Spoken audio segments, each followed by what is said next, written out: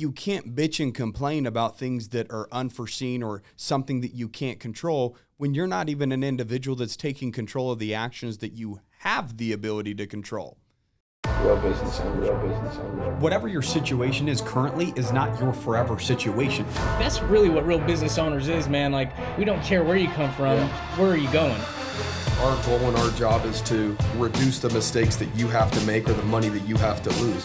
You want to be an entrepreneur, you want to be successful, don't give up. You learn, adjust, and continue to move forward. Welcome back to the Real Business Owners Podcast. This is Trevor Cowley. As always, Kale Goodman. What's up, everybody?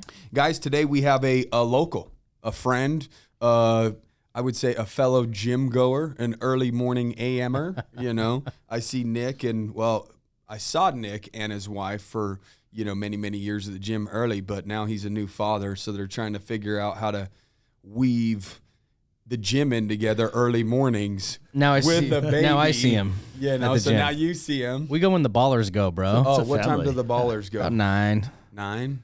You guys sometimes You're I not show a up there sixer at now. 9. You're a niner. You went from 6 to 9. Huh? That seems pretty normal That's for you. my joke, dude. I tend to bounce back from 6 to 9. You just got to do when you got to do get what it you gotta anytime you can get it. Exactly. We got Nick Rastopchin. Nick is an immigrant from Russia, and he's came here to the U.S., and he's absolutely crushed it. You've done an amazing job to come here and build a life for yourself that's better than individuals that actually were born here. And I think part of that is the fact that you've maybe have different perspectives than the average American because you've seen things obviously different or outside of them. So maybe they take for granted some of the things that are allotted to them, and you come here and just see opportunity and know that the only thing between you and success is work. And that's what I see with a lot of people that came from another country. They say basically, so you're telling me the only thing I have to do to set myself apart is work harder than everybody else? Fucking done. And it seems as you've basically taken that and ran with it because obviously you're always working, right? You're always making the next move. You're doing things outside of other agents in your industry to try to stay ahead of the curve. And I think that's super, super cool. So appreciate you coming on, bro. Appreciate you having me here. Gentlemen, thank you so much for having me on your show. Yeah. I was preparing for this. I was super excited to be on your podcast. And, I appreciate the kind words that you said about me. And I feel like I was literally just having this conversation with my mom over the phone. So one of the greatest accomplishments that I felt, outside of getting my U.S. citizenship and jumping through some hoops to get there, my mom moved here as a teacher. So she used to teach English in Russia, and then she came to teach Russian in the States. So I moved with her when I was just 10 years old. And what was kind of crazy, I was actually talking to my wife about this. Michonne has always hustled her entire life. Nothing was ever given to her on a silver platter. And she had some siblings that, pretty much have a full ride by the parents. And I'm not knocking on the people. I have a lot of friends that were born with a trust fund, and they're awesome friends to have because A, they have a boat. Yeah. You're friends with them, your suntan's always on. Yeah. You always got something to do on the fucking weekend. Don't get me wrong. Like anybody that has had it made easy, right? Like their parents at some point, you're never more than like 1 or 2 generations away from somebody that created that trust. And ultimately I'm guilty of it. Like I want to be that person for my daughter. I want for her to receive the same values without necessarily the same struggle. And that's the biggest disconnect. And I think that's the biggest challenge as a parent. But at the same time, sorry, getting back on track to my original thought. No, I like that though. So my wife and I were talking about it, and she said she's had a number of jobs. Like she's done babysitting, cleaning companies, like anything you name it. By the time she was 16, she was paying for her first car, and she had the opportunity to do that. And I was thinking to myself, I'm like, you know what? I started getting into professional grind like as soon as I could, but I didn't become a naturalized, like a full-on citizen. Like I had several visas, and then I couldn't work until I turned 17, and it was like literally killing me because I wanted to go out and make my own. My parents gave me, everything they could, whatever they had, but at the same time, it's not like I could go out and buy my first car. And then I remember the day that I could go out and get a job. It was the most amazing feeling ever because I was like, look, the sky is literally the limit. If I go out and apply myself, and granted, nobody wants to hire a 17-year-old, this was some time back. Yeah. And the economy was a little bit different. It was weird because I applied and I worked at temp services. I've gone to, and I didn't last at many jobs long at that time, just like any 17-year-old.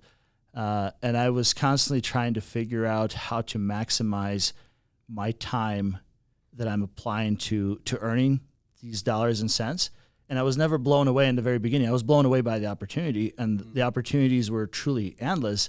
But then I would get down to myself and look at my paycheck and break it down. I'm like, really, I would have to spend a lot of hours to get to where I need to be. So I need to figure out how to make my hours either how do you produce more. maximize the hours to get more per hour, right? It's really what it comes down to.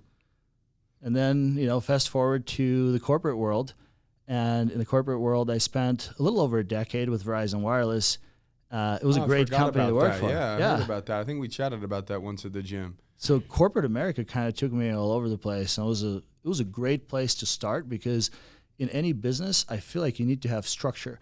So a lot of people that jump into entrepreneurship, when they start working for themselves, running a business, they may be very passionate at what they do.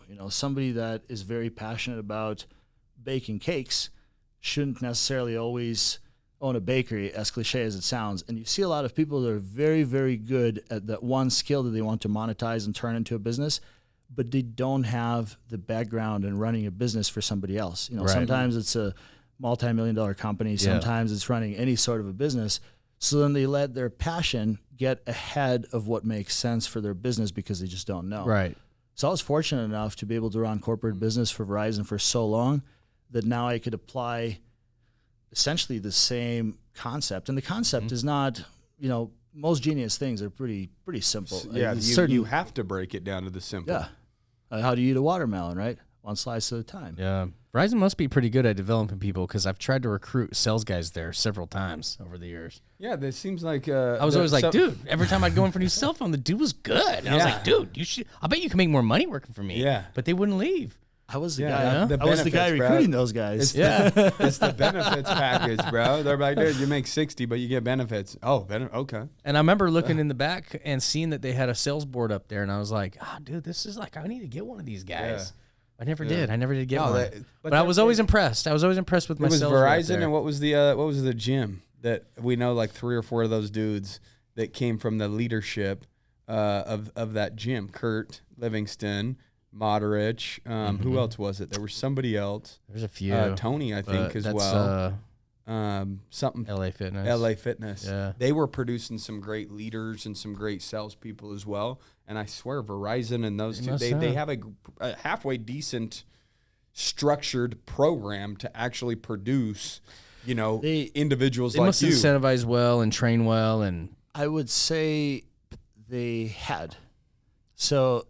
That was the same thing with LA Fitness. It was like kind of fizzled after a while. There was an interesting shift, and the reason they had is in any sales environment and like any area that I ever took over was the new benchmark. Not to pat myself on the back, but I'm sorry. You can pat it. Humble brag. Yeah. So, and at the very beginning when I got into that, leading up to that career, I was terrified of losing that job, and that's kind of how the corporate America with huge emphasis on performance keeps you in any level of your position. Like never was my position a guarantee. Right. Any performance review was, hey, you've done excellent, we set the benchmark, but what more can you give us? Because if you can't give us any more, there's a number of applicants for your position.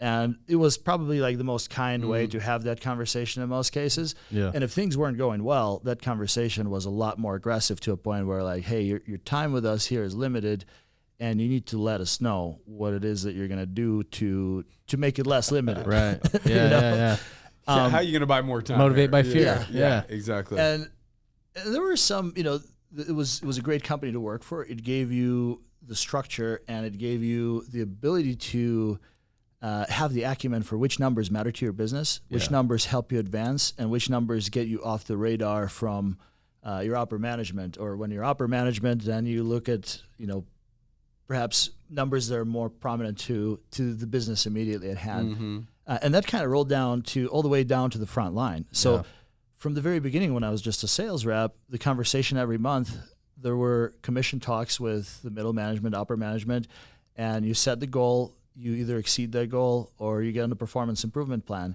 So in the last, like probably, I don't know, the last 10 years, most wireless companies got away from performance improvement plans. Yeah. And they just have sales reps that have team goals or these goals that aren't really goals. And that was being talked about when I was still with the company. And I knew that type of system is just going to lower your averages. Yeah. I would step into sales environments. Anytime that I moved to a new location, I would have a performance talk with the team, and I would have one-on-ones, and I would say, hey, if I gave you the recipe to hustle, the recipe to your success, I could double or triple your income. What would you do with the extra money? Yeah. And I don't want to break it down to like a regional thing, but wherever life was easier, like it's easier to survive in the South, like if you're somewhere in the Carolinas. No doubt. Versus surviving in Chicago. Right. You know, if you're not grinding, you're probably not paying your bills, or you're out of your apartment, or hey, on your way out, there's a parking ticket on your car and you owe somebody $20. Like people don't have the same struggle in the South. And it was kind of interesting when I would have these talks, and I would say, hey, like what would you do with the extra money? Like if I gave you the tools, it's not going to be easy. Yeah. You just show up to work. I'm going to encourage you and motivate you to get there. But what would you do with the extra money? Would you take your family on vacation? Would you buy a nicer house? And it always floored me when people said to me, you know what, Nick, I would rather just stay off your radar. I'm chill. Like the house is paid for. I don't want any extra stress. Yeah. I struggled with those responses. Yeah. I didn't understand how does extra quality of life, or, you know, we're all materialistic to a certain degree, right? Like money doesn't create happiness. It just gives you more opportunity to enjoy your time with your loved ones in a better setting, or whatever it is that contributes to the quality of life. So don't get me wrong, like materialistic things are far less significant to most people than the actual experiences that they have with their family. Like if you had a new boat, wouldn't you take your family out on a boat and have better time than just sitting at home because you can't afford to go somewhere? Right. But the complacency always kind of crushed me. I didn't have a good rebuttal for it. Yeah. You know, I remember not everyone's going to be a go-getter. Right. I know what I remember having times though of being like, I just want to fly under the radar. I just want to be, you know, secure. But, you know, you kind of find out later on that that's really the devil, bro. That's the devil trying to keep you mediocre and keep you average. And once you understand that and you understand your true potential, you can break through that, right? But it comes down to becoming aware of that, man. And so reading the right books and understanding those things is actually, my son read Napoleon Hill's book, Outwitting the Devil, and it talks about that. He was like, and that was his biggest takeaway from it. He was just like, Dad, you know, I've been thinking about it. And he's like, you know, like my stepbrother Jaden, he always talks about like, you know, if I could just make a couple $100,000, I'd be set. I'd be happy. I don't need to make any more than that. And he's like, and in this book, and he said, I kind of thought that too. Like that's a great number, right? And he's like, but in this book, it starts talking about how that's how the devil starts controlling you, right? He controls you by settling for those. Comfort. Once he knows he's got a man that's settling, and he's okay with just a couple $100,000, and that's his number and all that stuff. You know, it's like he's just easier to be controlled by the devil at that point, because once you hit that point, you're complacent. You're never happy when you're complacent, and when you're not happy because you're complacent, it's really easy to start, you know, introducing bad habits like smoking or drinking or all these things, right? And so sometimes once you understand that mindset of like, if I just get here, I'm happy.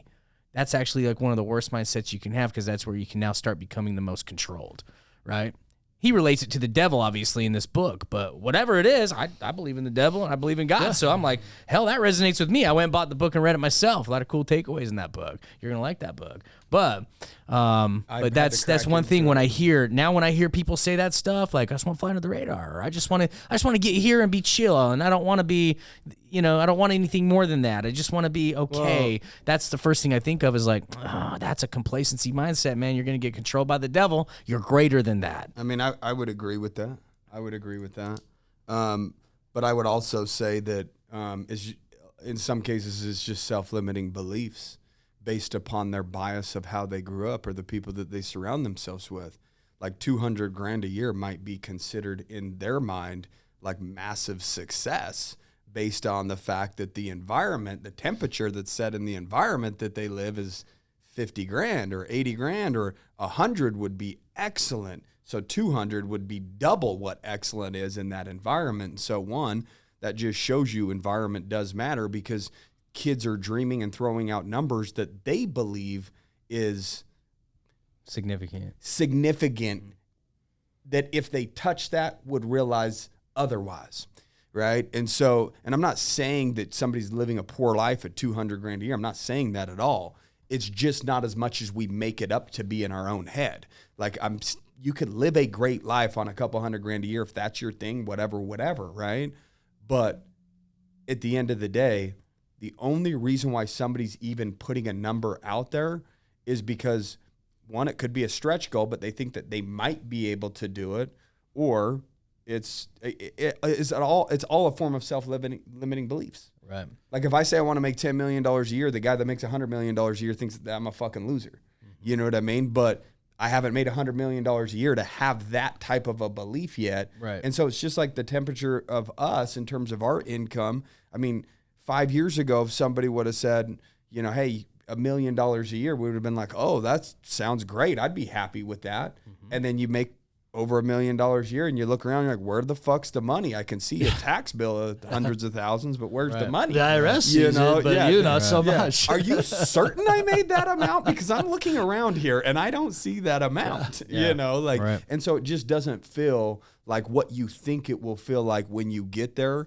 And people just need to, it's not like a limiting belief right now, because that's a big goal for them. Yeah, but exactly. It's when you get complacent there, you're like, I did it. That's when you're like limiting yourself. That's when you're like, I'm so hard to get here. I don't really want to push harder to get more. Or that's when you start kind of tapping into that complacency. You know, I feel like there's an even bigger limiting belief. So you don't have these conversations with yourself very often, or not often enough if you have these limiting beliefs, right? They're two extremes. Yeah. Some people just want to fly under the radar and be complacent.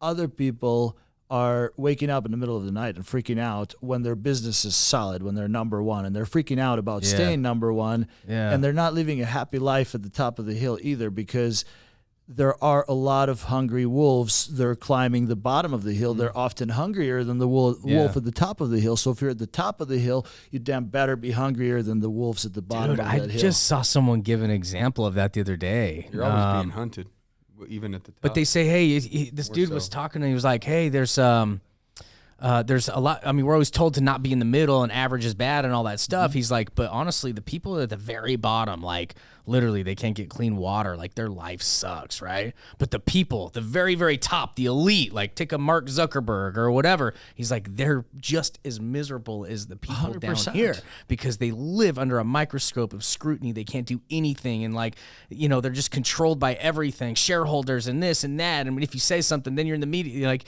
there's like literally like just as much misery as there is here. And he's like, so this whole middle gap right here, obviously you can choose where you want to be, but the very top is actually not that great. And the very bottom is obviously not that great. And I was like, there's a good point to that, you know, like the volume of people that wants for you to succeed when you're at the very bottom is quite large. When you're at the very top, those same people that wanted for you to get up from the bottom are now looking at your success, and they can't help it, but not everybody gets excited about your success. Very few people get excited about your success. Maybe your mentor, somebody that's above you or somebody that's level with you, if you're not in direct competition, is going to be excited about your success. But majority of people that didn't know how you got there always think that stuff was granted to you, that the world is unfair, that it was easier for you. You were given more tools, you were given more ability, and they will come up with whatever story they want to believe in for why they're not successful. But it's much easier for them to tell you how the world was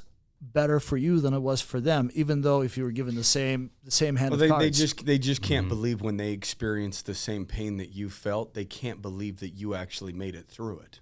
You know what I mean? They've hit a wall, right? A very, very painful wall, and they're like, he must have got lucky, or like I'm living this little of a life and feeling this much pain when I try to do better. There's got to be something else outside of just the grueling fucking hard work over a long period of time. They're trying to pinpoint something else. You got lucky because of X, or somebody that you know. It has nothing to do with this motherfucker woke up at a time that most people didn't want to wake up. He worked until a time that most people didn't want to work till, and he did that for years and years and years and years, which is what most people don't want to do, right? So all you did is what everybody else wasn't willing to do. That's it. And then other people that aren't willing to do that want to make something up because they're not willing to do it. So you must have got lucky or had a different route than what they have because they just don't want to do that hard work. Because I'll tell you right now, it's fucking painful and it's grueling, and you'll learn a lot about yourself through all of the highs and all of the lows, but that's also part of the journey and part of the experience. And they're missing out on a vital piece saying you got lucky or this, that, the other, rather than putting their head down and just doing the fucking work. You know what I mean? Yeah, I feel like there's a societal element of both limiting beliefs and the beliefs that uplift you. Great example, our gym. You know, when we show up in the morning, my net worth is probably the lowest out of the people that show up to the gym in the morning, and that inspires me to continue to do the same things that other those people that are are doing. better than me that are doing, right? So I humble myself with knowing that I can have these great conversations with people that have fought the same battles, fought the same struggles.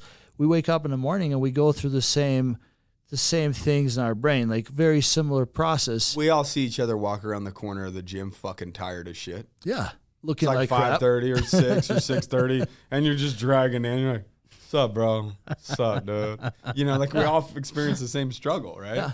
But then you get a pool of people that, you know, maybe that's the societal norm, right? Like if you think about a typical entrepreneur versus employee mindset, right? Like you go to glassdoor.com or whatever it is, and they're like, this is my specialty, this is what I do, and this is the salary range. So if I'm towards the top of that miserable salary range, this is it. This is all I'm worth. This is the peak of my potential. Yeah. And this guy over here, he's also a pro in that same category, and he's making as much. We're fine. Yeah.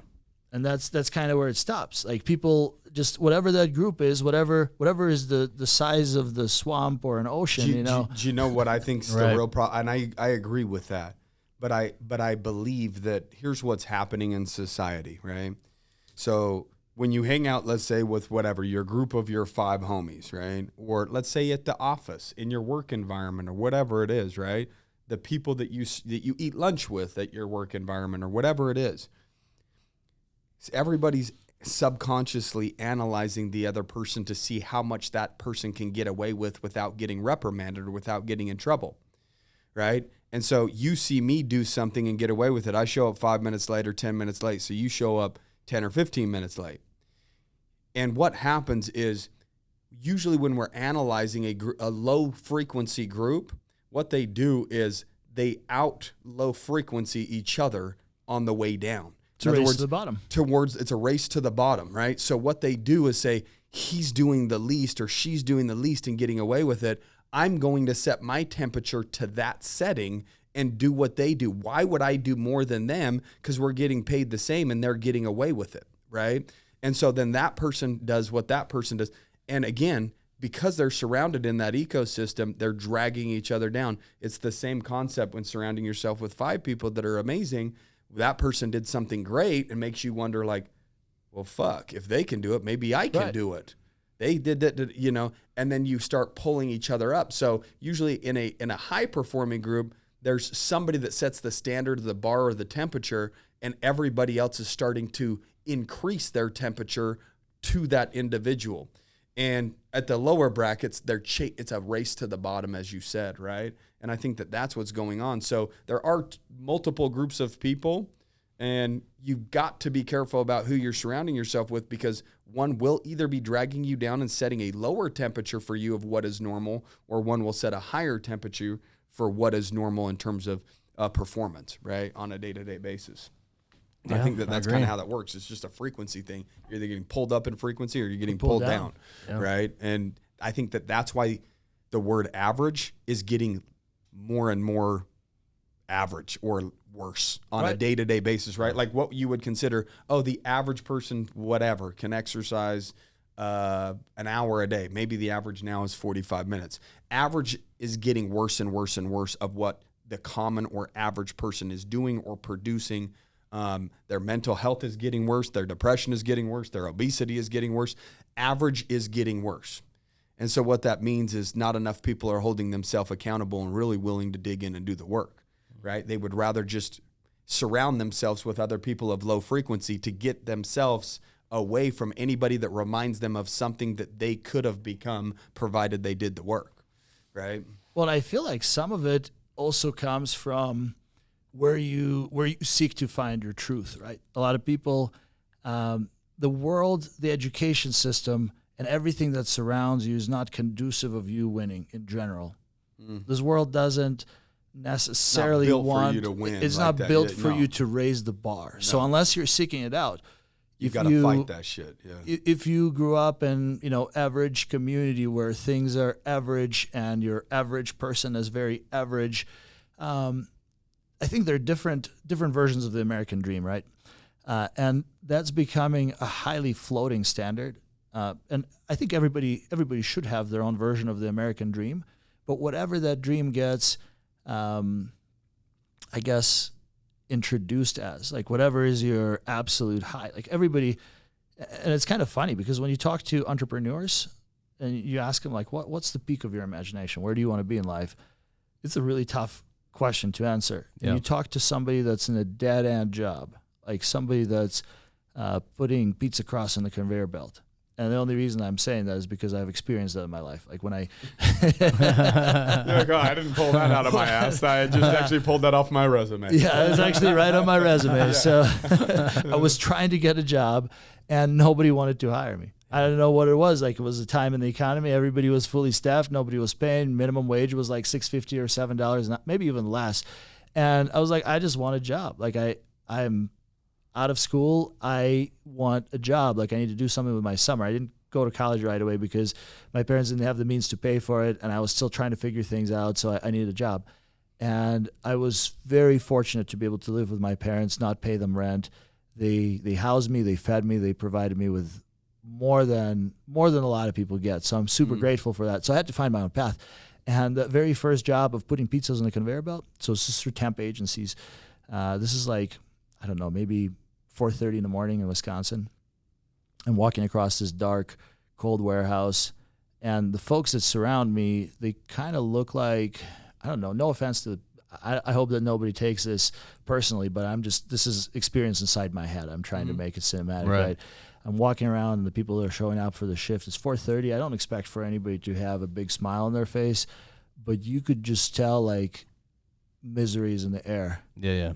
And I show up to this conveyor belt and it's moving fucking fast. Like I'm not ready for this brutal environment in my head. And you slap the pizza on the conveyor belt. There's a certain order of things that goes. It's like a company that makes frozen pizzas. Yeah. And I tried to have small talk with the lady to the right of me, with the guy to the left of me, and they're like, "Get the back to work. You're missing it."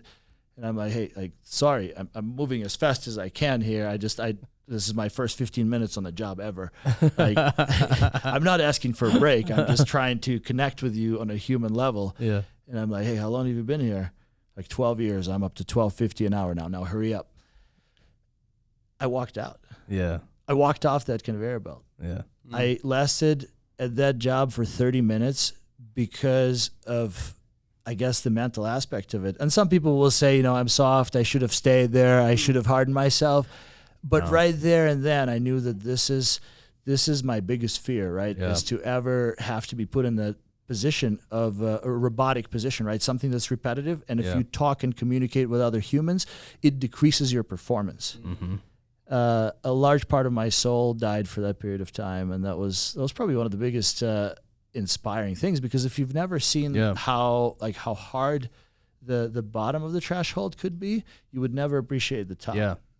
Well, it's just like what you said, where you're like, the world isn't built to, create winners, right? But we are built to win. Everybody's built to win, but the world challenges that, right? So the bottom line is, like, if you're a person that realizes that and you think bigger, you think you're greater than that, then you are, right? And that's 100%. Just how it is. Like, I did the same thing at Walmart distribution, bro. That was like the best job you could get in St. George for a while. And I was like, okay, I'm a brand new dad. Yeah. It's like right before I started getting into sales, and I was just trying to get out of construction because I hated working in the hot sun. But dude, I didn't like being around all these people and like what you said. Like, I hate to say it, but it's like, bro, I'm better than what these people are. The life I want is better than the life these people are living here.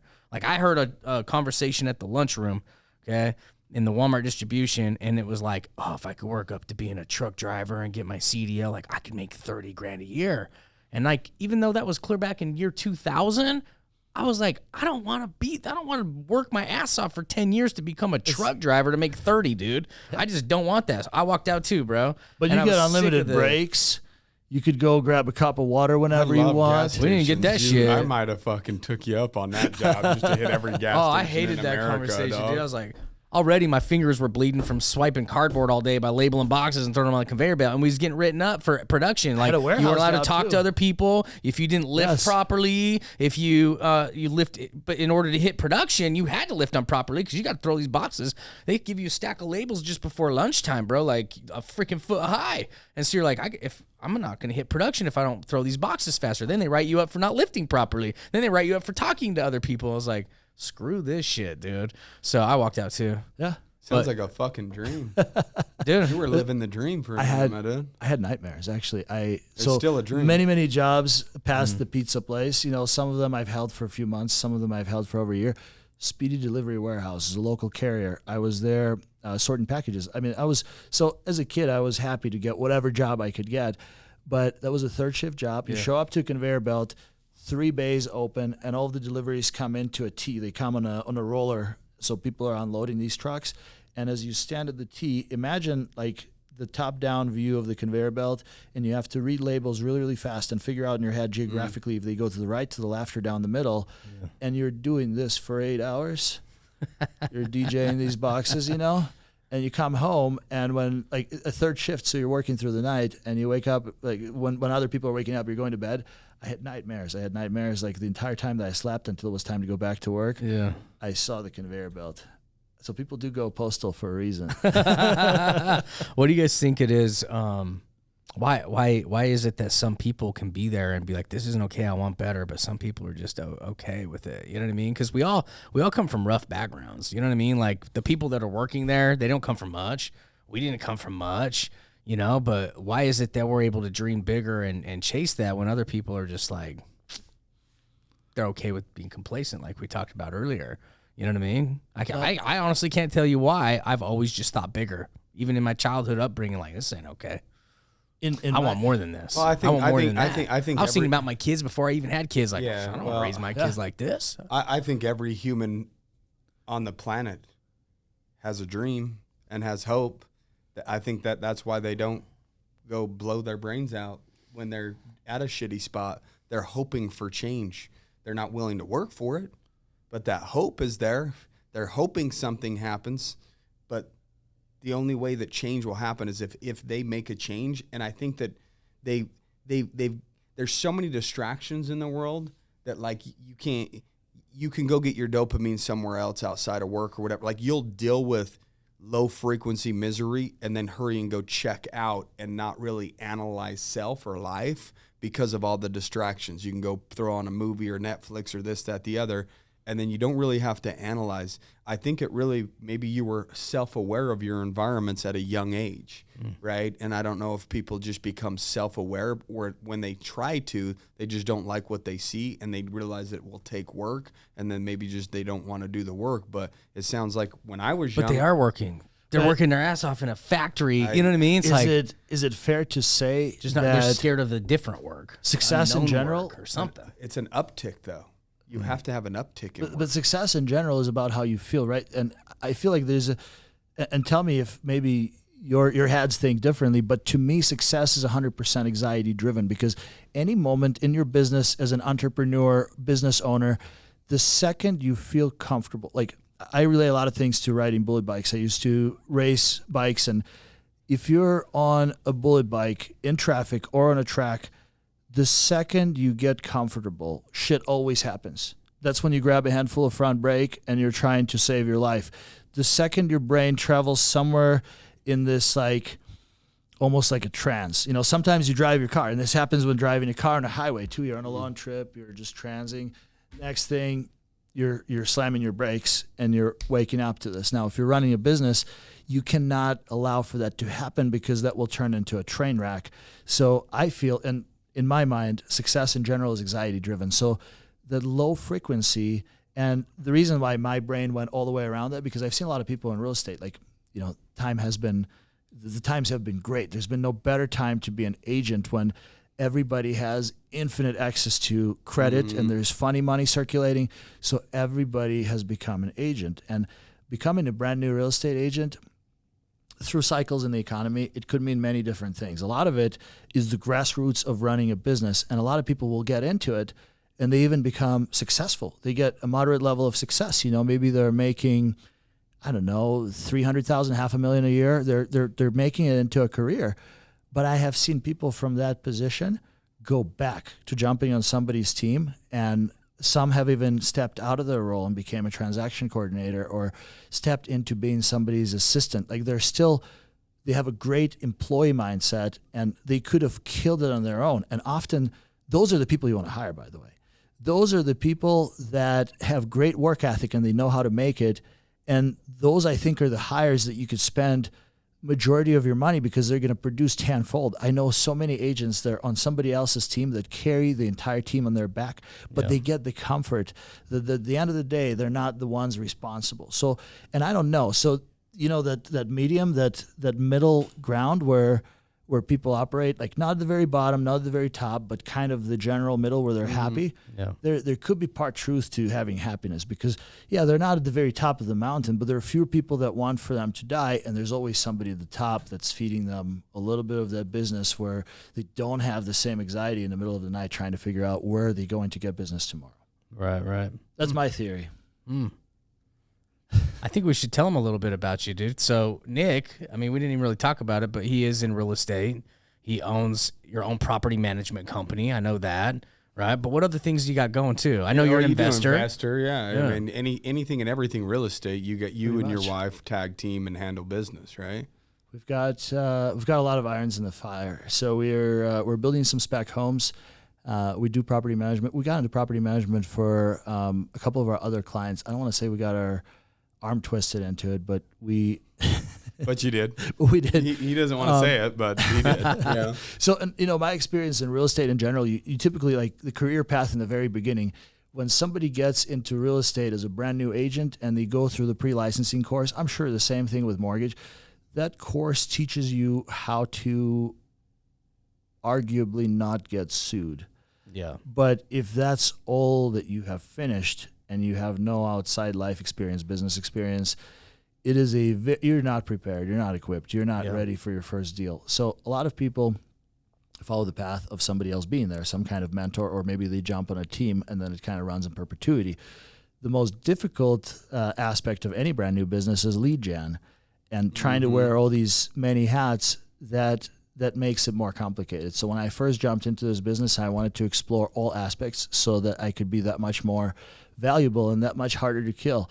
I guess at the end of the day, any kind of physical strength or mental strength, anything that we put proactively into our system makes us harder to kill, right? That's the process of the evolution in general. Yeah. So we started getting into property management with some of our clients they had a great experience purchasing their investment property in St. George, and they wanted for us to manage it because they said, you know what? I'm like, look, I don't know anything about property management. Like, no, I know that you not knowing anything, you will still do a better job because you're going to teach yourself. So that level, and it was at the time one of my greatest clients. We've done a lot of business together, and for me to fail him and not manage his property correctly, not show up and do the inspections, not figure out how to do this, it was it was an offer I couldn't refuse. Right.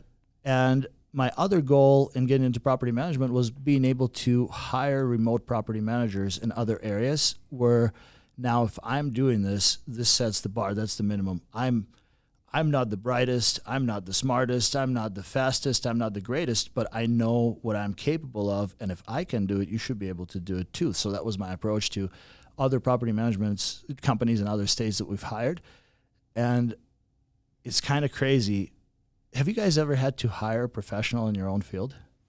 Hire a professional? Yeah, absolutely. Like in your own field, something that you do, and going back, Trevor, to our original conversation about like poking holes in your performance and being the hardest judge, like the previous videos, like, oh man, I suck here. I feel like we're all our hardest judges, and there's no greater pressure than knowing your own flaws, and you know your own flaws all the time, and you carry them on your shoulders, and you're like, I could be better. I could always be better. Yeah. And then you hire somebody, and you're like, what? This is your best? Okay. Yeah. That's when you hear people be like, man, I wish I had a machine where I could duplicate this employee or this person, or I wish I could duplicate myself. Like you'll hear a lot of high achievers say that because they get frustrated surrounding themselves with individuals that don't hold themselves to that same regard, right? And that's one of the hardest things to do in terms of managing, right? Or having employees is understanding that their goals and their dreams and their own limitations are theirs. Yours are yours, right? You might not have limitations. They might have them at this point. And it's up to you to massage that and work that and figure out whether you can build and mold them and grow them, or whether they just, are a light bulb that kind of went out through the system, So anyways, go ahead. So I struggled with that. And I had, in my corporate journey with Verizon, I kind of bounced around the country, and it was awesome. It was great to get experience from different areas.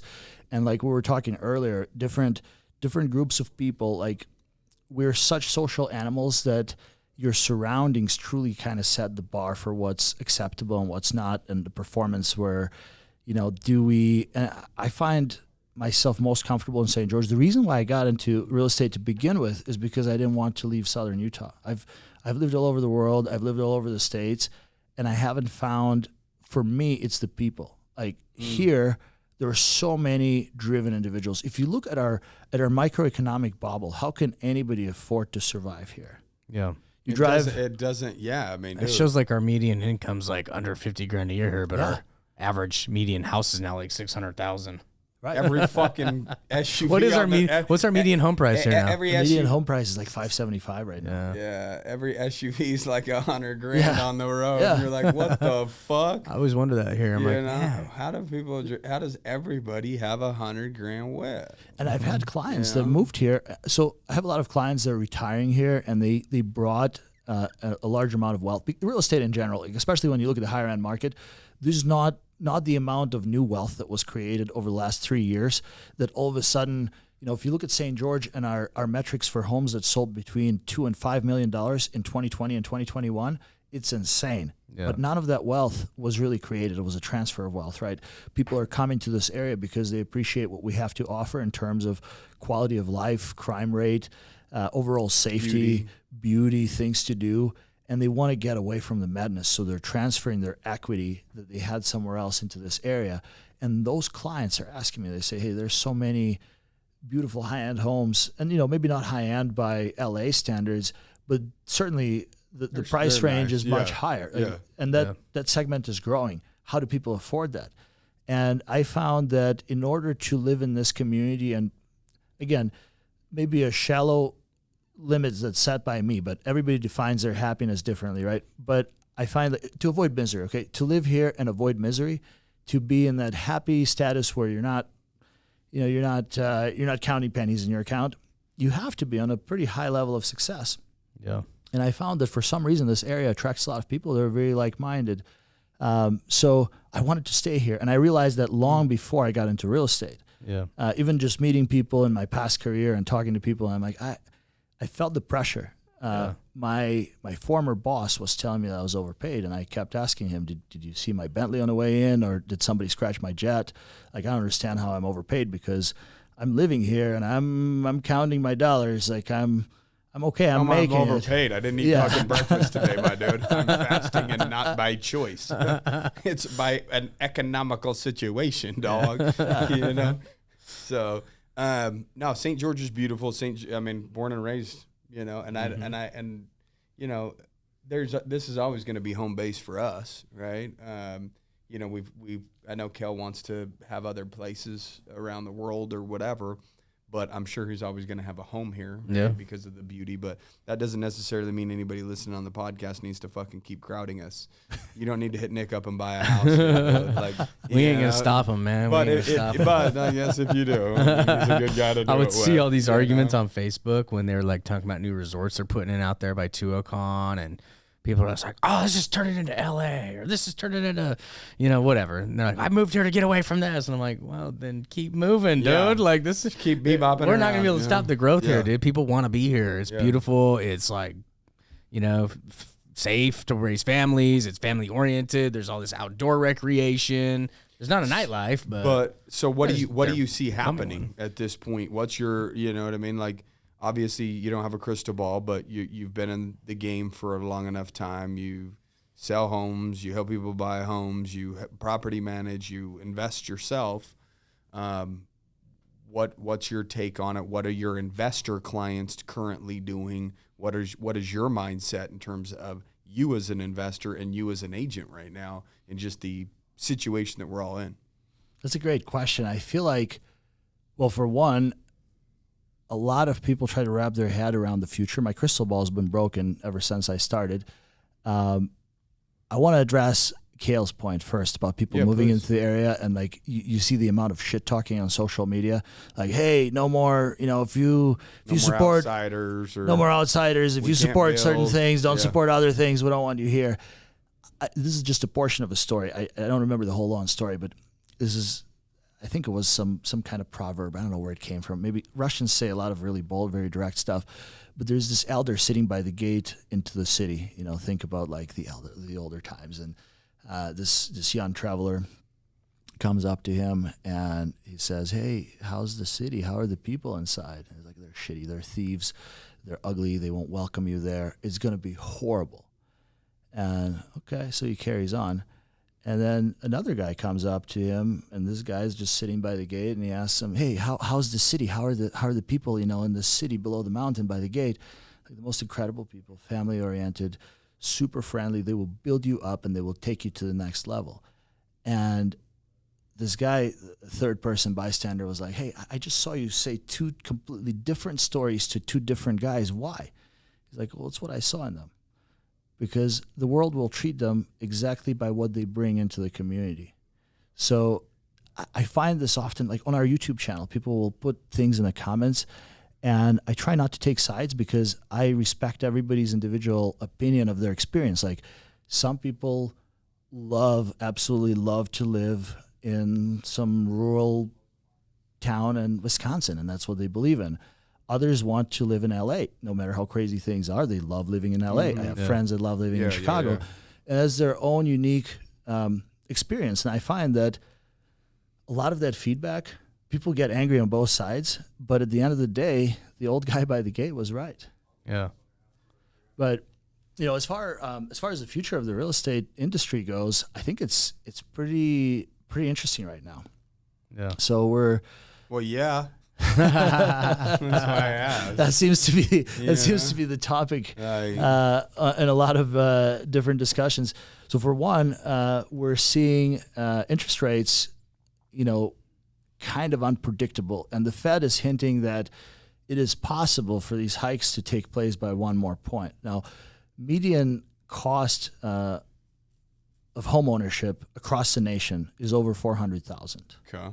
So over the last few months, like when we went, I had somebody recently submitted an offer on one of our listings, and they had a pre-approval from like February 27th. Well, I should have paid closer attention.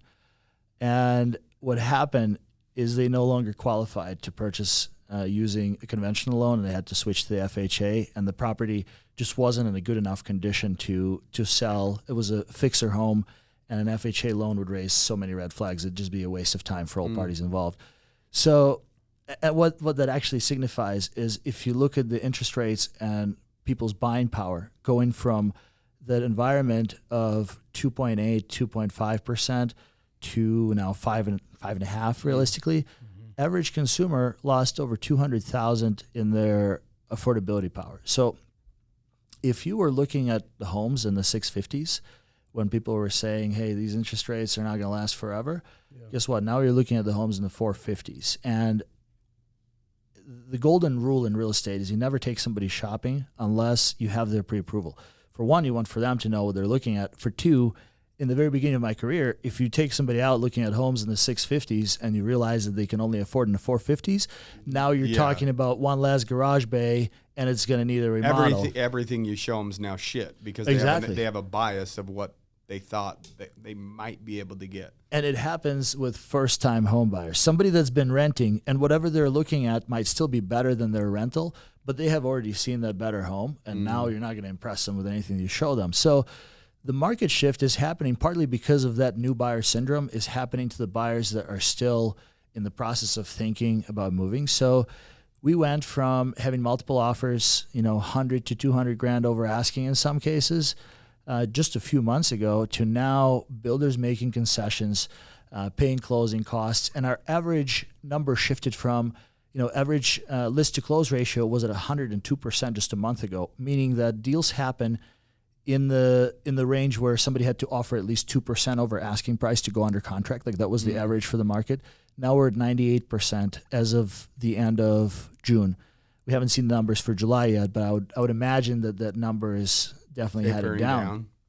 The biggest challenge is affordability crisis, because if you can't afford something and you're able to stay put, I think that's going to happen more. If you have cash and you're looking at this, you're kind of watching it and you're seeing, where is the bottom?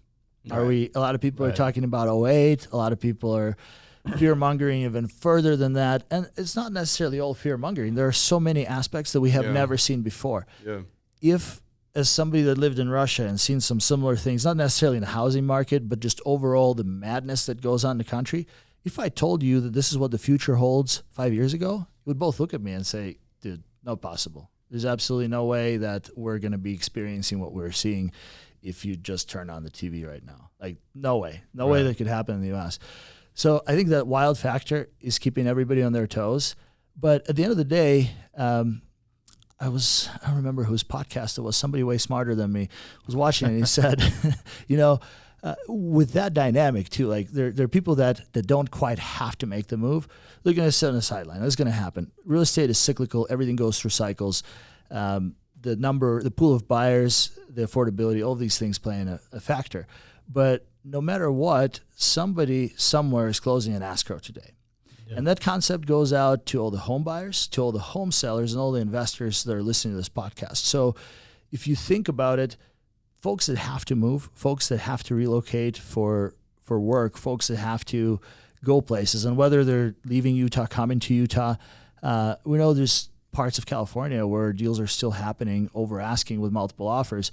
So the first rule of real estate, the markets where location wasn't so opportune, like we were buying some investment properties in Fayetteville, North Carolina, great city to go on vacation, especially if you're in the military. Otherwise, not so much. It's a good, no offense to people that live in Fayetteville, but it's not the number one destination. Like, not as many people are moving there because they want to. People are moving there because they have to. That market, much like the rest of the country, appreciated by nearly 45%. Yeah. And those were the markets where the values began to pull back much more rapidly than anywhere else. And even though that market is a lot more affordable than Southern Utah, for instance, or California, and places where people want to be, people will continue to buy real estate. Places where people have to be, people will also continue to buy real estate. So what we see with a lot of our buyers right now is, for one, it's actually a plus. Like, if you're comfortably able to buy real estate either as an asset that's going to make sense for you in the long run, right? It's harder to make sense of cap rates, but if you're selling a piece of real estate in a state where maybe you're afraid of rent controls, or maybe you're afraid of government overreach with the things that you could do with that property in the future, sometimes the rational move is to move that asset somewhere where it's safe. It may not be cash flowing at all, or maybe as much. It still has to have business sense. But if you look at the longevity, like period of time, like if we talk about inflation or hyperinflation in this case, the rents that you're receiving, that purchase price is most likely going to run away. Because when we're talking about the race to the bottom in the prices, there is a bottom, there's a limiter that's going to apply upward pressure. And that limiter is residential new construction. if we look at the cost of land, if we look at the cost of fuel, cost of labor, cost of supplies. What it costs to just basically build it new. Right. Yeah. And that replacement cost, if you look at Southern Utah, and don't quote me on this, but one of my business partners and I talked about this, and we're like, what if you wanted to build a 2,000 square foot home in St. George, 1,800 square foot home in St. George, and make zero profit on it? What if you wanted to just do a great thing and build somebody a house, or maybe you're building it for yourself, you're a builder, right? At cost. At cost. And that raw cost is well over $450,000. Yeah. And that's your raw cost. Yeah. And now, if we think about it, no builder is going to build a home unless there's a profit, because the investors need to get paid. They have holding costs, and they're in a business of making money at the end of the day. Right. So these costs are ultimately, in my opinion, going to limit with how low things will go, because if major builders are starting to pull back right now and sit on some of their lots. I've had a couple talks with a couple guys that own framing companies, and they said, we were planning on building out like 50 more lots, and this builder decided to say, hey, we're going to just stay put right now because times are a little bit uncertain, and we don't want to produce a more expensive product and lose money on it. Right. A lot of these builders survived through 2008 when they were losing money on their lots. So a lot of people in the industry, and some people are going to get scarred. People that have to sell are, if they're up against the wall, you're going to see some crazy deals. But in general, and another interesting point too is the overall demand on the market. So 98% of all statistics are made up right there on the spot. So it's hard to believe in some of these stats, especially when we don't exactly know what is the total population of the U.S. right now. We're not going to get into a discussion of the borders, but nonetheless, everybody needs a place to stay, right? Everybody needs a housing unit. But even not factoring that in, there's some discussion that we're to the tune of 10 million total units shy of just meeting the demand for housing. Yeah. So supply is low. Supply is low. And our supply, as of this morning, I think in St. George, we're at about, between just southern Utah, like Washington County, including Hurricane, but not going any further north, like not expanding too far out, is 977 listings. Yeah. And just a few months ago, we were somewhere around like 180. So the supply is definitely growing. A lot more listings are going back on the market. People are getting cold feet. They're backing out. But at the end of the day, if you were to... Do you think it's cold feet backing out, or do you think it's some of the interest rate shit? Some of the interest rates. Like they can't cover that gap or can't make that payment now. People can't make the payment. I've seen people, and construction loans that don't have their long-term closed. And we actually work with a number of lenders that do construction, like new construction loans right now, and they can lock them for up to a year. So interest rates are not amazing right now, but they could be way less amazing a year from now. So you get the lowest rate guaranteed, and then you go up to that. And so many people in our industry, this is the part that I dislike the most, is so many agents right now will give you an absolute bullshit line about, we used to close deals at 14% interest rates. I remember when I bought my first house. None of it is relevant to anybody that's looking to buy or invest right now, because that was a long time ago, and you bought that property for $100,000. Yeah. Well, guess what? Taxes used to be like 80 or 90% in like the 60s or 70s. Right. So, like, that doesn't mean it's still not painful to pay 40% or 30%. Why do people still want to get it down? Right. So it doesn't matter. I mean, at the end of the day, if it doesn't matter what it has been, it matters what you're experiencing in your situation as of today. So bringing up, back in the day, they used to, it's not going to help you and serve you today. Like, they've seen a different market, and you're going to try to say, what it used to be in the market that you weren't in was this. It's just a selling point so they can help them justify. Yeah.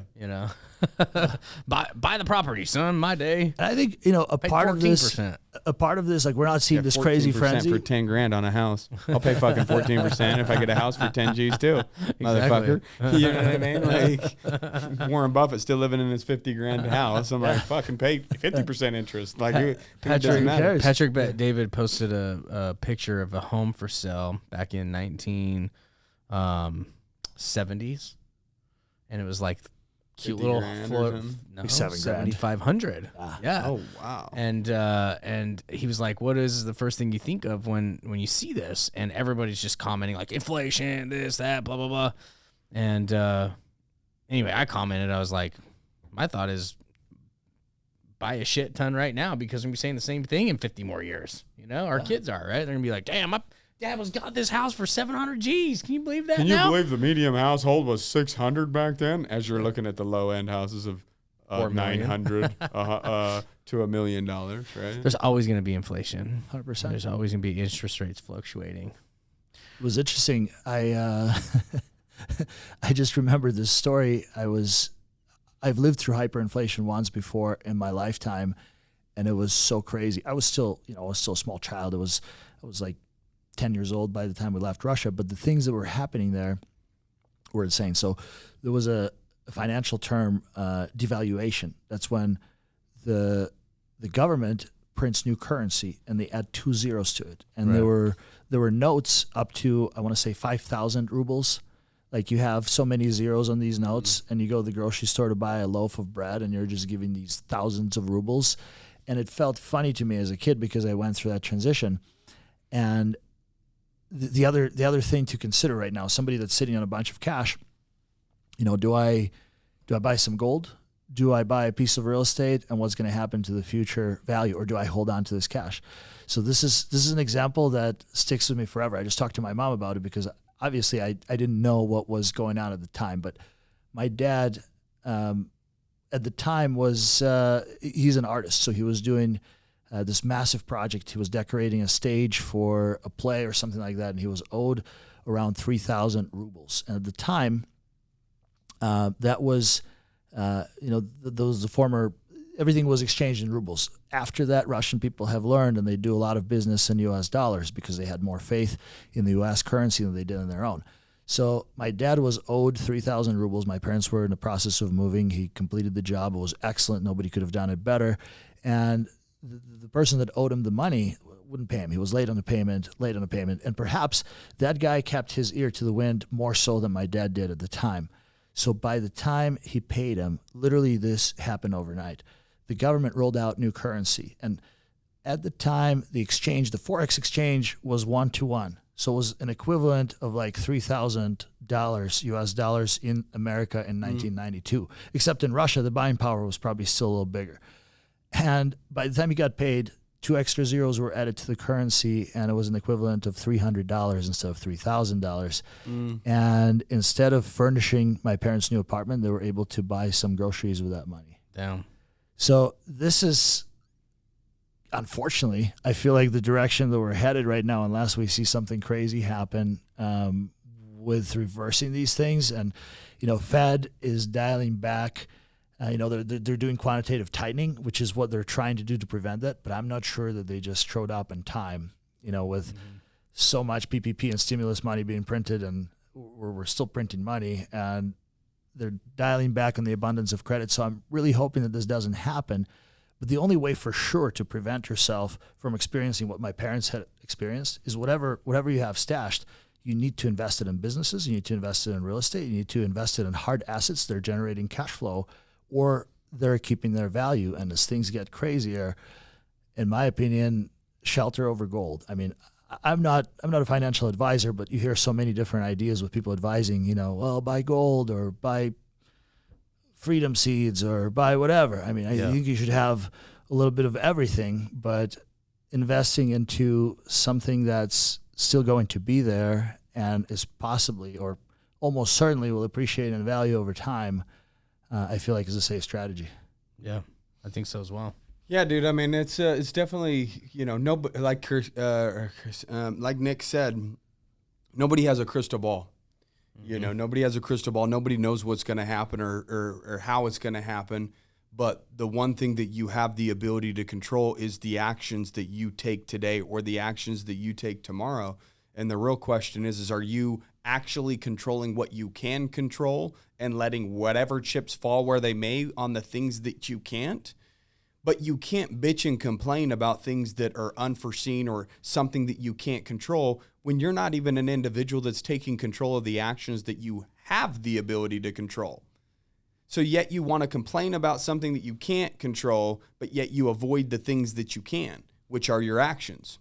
right? So are you becoming more valuable as an individual? Are you thinking more clearly? Are you surrounding yourself with the right people? Are you reading the right information so that you become forged for whatever the situation is? Work on self so that that self is a better version of you that's going into whatever the situation is, whether it's good, whether it's bad, whether it's ugly. Wouldn't you want to be a better version of you in any one of those situations? Of course. And I think that that's what people need to be focusing on right now, is more so than the predicting of what's going to happen or the doom and the gloom, or we might pay $100 for a fucking loaf of bread, which could be a thing. Who fucking knows? Again, nobody has a crystal ball. I don't give a fuck. All I'm going to do is fucking lay down a solid ass fucking day to day so that whatever happens, I will be more prepared than the person next to me. That's the most important thing. What are you doing to be more prepared than everybody else?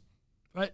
Well, and with any investment vehicle, some people may disagree with me, but if you look at the results, and this is going to probably start a topic for discussion, if you look at investing in the stock market, most people on average, if they dollar cost average their investment, and if the market is up or the market is down, they're continuing to commit to that investment, whether it's stock or real estate. If you're committing to purchasing a couple properties per year, maybe it's one property, right, every couple of years, as long as you're continuing to do that consistently over time, it's a long-term investment. Like I just posted a video on this and I was talking about this. And, if you're thinking about buying a home right now, whether it's an investment, maybe a quick flip, maybe you want to park some money somewhere, and you're planning on the duration of your ownership in this property is like less than 2 years, maybe a year and a half or a year, it's pretty risky. Don't do it.